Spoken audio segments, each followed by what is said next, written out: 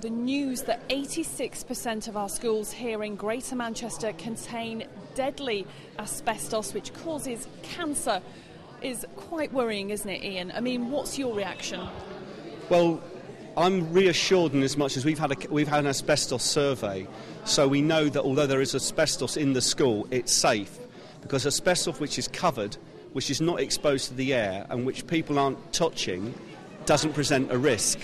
But of course, when you first think about this thing, it is an anxiety. Here's a breakdown of our 10 councils. It shows total schools in each area and the number of schools built using asbestos. It's been branded a ticking time bomb. So if parents are worried now, what should they do? Certainly should not panic, and no one should respond to this by saying people should not go to these schools. But parents could sensibly ask the head teacher and the school governors what steps are being taken to manage asbestos safely in the schools. The government plans to rebuild every state school by 2015, but it's massively behind.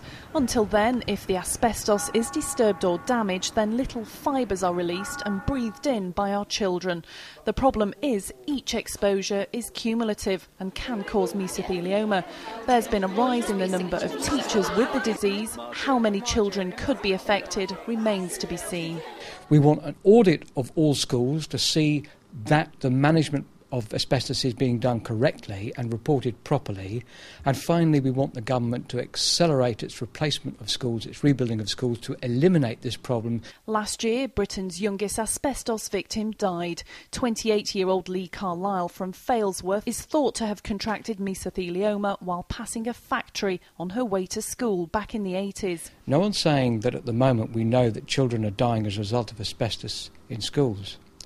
But what we do know is that there is a potential for this to happen. Over 3,500 victims died from mesothelioma and lung cancer last year. Here in Greater Manchester, we're still recovering from having the world's largest asbestos factory in Rochdale. Teaching unions want the asbestos removed from schools and fear if the problem isn't tackled now, then future generations will suffer.